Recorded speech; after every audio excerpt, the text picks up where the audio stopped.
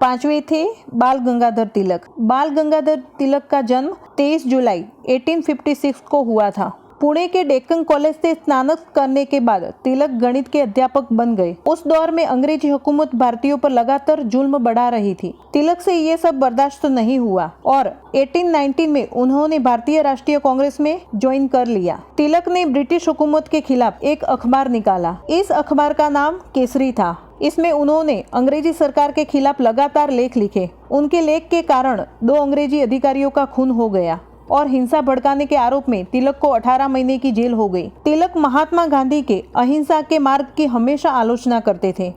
उनका मानना था कि इस तरीके से आज़ादी नहीं मिल जाएगी। तिलक को देश स्वतंत्रता सेनानी, राष्ट्रवादी, समाज सुधारक के तौर पर भी याद करते हैं। छठे थे चंद्रशेखर आजाद।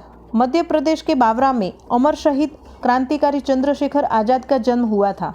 वही आजाद जिनके बचपन में नाम चंद्रशेखर तिवारी था। वही आजाद जो सिर्फ 15 साल की आयु में ब्रिटेन हुकूमत से लड़ने के लिए आज़ादी की लड़ाई में कूद गए। तिलक की तरह आजाद का मन भी महात्मा गांधी के रास्ते से 1922 में तब उठ गया जब असहयोग आंदोलन असफल हुआ। उसके बाद उन्होंने Ram Prasad Hindustan Republic association join की। इस संगठन का हिस्सा बनकर वो अंग्रेज सरकार के खिलाफ क्रांति के दम पर आजादी के लिए संघर्ष करने लगे। आजाद ने 1925 में उन्होंने काकोरी में ट्रेन को लूटा। इसको उनकी मुलाकात भगत सिंह और सुखदेव से हुई। ब्रिटेन सरकार इन लोगों की तलाश कर रही थी। 27 फरवरी 1931 को आजाद जब सुखदेव से मिलने इलाहाबाद के अल्फ्रेड पार्क में पहुंचे तो पुलिस ने उन्हें घेर लिया। दोनों तरफ से गोलीबारी शुरू हो गई। आजादी ने 3 पुलिस को मार डाला और फिर खुद को गोली मार दी। इस तरह भारत माँ का ये सपूत हमेशा आजाद रहा, क्योंकि उन्होंने खुद से वादा किया था कि वो कभी भी अंग्रेजी हुकूमत से हाथों से नहीं पकड़े जाएंगे। 7वें थे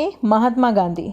भारतीय स्वतंत्रता संग्राम सेनानी महात्मा गांधी के पूर्व भी शांति और अहिंसा के बारे में लोग जानते थे, परंतु उन्होंने जिस प्रकार सत्याग्रह, शांति, अहिंसा के रास्ते पर चलते हुए अंग्रेजों को भारत छोड़ने पर मजबूर कर दिया था, उसका कोई दूसरा उदाहरण विश्व इतिहास में देखने को नहीं मिलता। गांधी ने सत्याग्रह का नेतृत्व किया, हिंसा के खिलाफ आंदोलन जिसने अंततः भारत की आजादी की नींव रखी। उनके जीवन भर की गतिविधियों में किसानों, मजदूरों के खिलाफ भूमिकर और भेदभाव का विरोध करना शामिल है। वो अपने जीवन के अंत तक अस्पृश्यता के खिलाफ लड़ते रहे। महात्मा गांधी जी ने साबित किया था अहिंसा पर चलकर कोई भी जंग जीता जा सकता है। गांधी जी आज भी युवाओं के लिए प्रेरणा बने हुए हैं।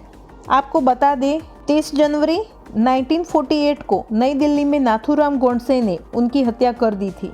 8वें थे जवाहर नेहरू। पंडित जी जवाहर नेहरू एक बैरिस्टर और भारतीय राजनीति में एक केंद्रित व्यक्ति थे। आगे चलकर वो राष्ट्रीय कांग्रेस के अध्यक्ष भी बने। बाद में वो उसी दृढ़ विश्वास और दृढ़ संकल्प के साथ सविनय अवज्ञा आंदोलन में गांधी जी के साथ जुड़ गए। भारतीय स्वतंत्रता के लिए 35 साल तक लड़ाई लड़ी और तकरीबन 9 साल जेल भी गए। 15 अगस्त 1947 से 27 मई 1964 तक पंडित जवाहर नेहरू भारत के पहले प्रधानमंत्री बने। उन्हें आधुनिक भारत के वास्तुकार नाम से भी जाना जाता है। वो भारतीय स्वतंत्रता के लिए महात्मा गांधी के साथ संपूर्ण ताकत से लड़े। असहयोग आंदोलन का हिस्सा रहे। जवाहर नेहरू को चाचा नेहरू और पंडित जी के नाम से भी बुलाया जाता है। उनके पिता का नाम मोतीलाल नेहरू था और उनके माता का नाम श्रीमती स्वरूप रानी था।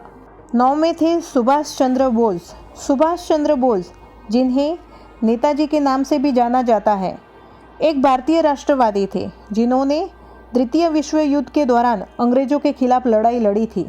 उनके पिता का नाम जानकीनाथ बोस और माता का नाम प्रभावती था।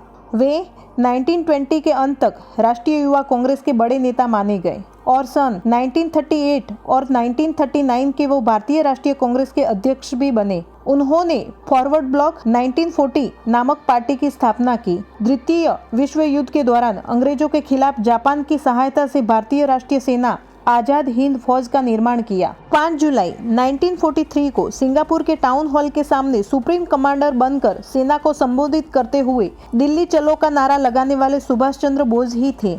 18 अगस्त 1945 को टोक्यो जापान जाते समय ताइवान के पास नेताजी का एक हवाई दुर्घटना में निधन हुआ बताया जाता है, लेकिन उनका शव नहीं मिल पाया, इसलिए आज भी उनकी मृत्यु एक रहस्य है।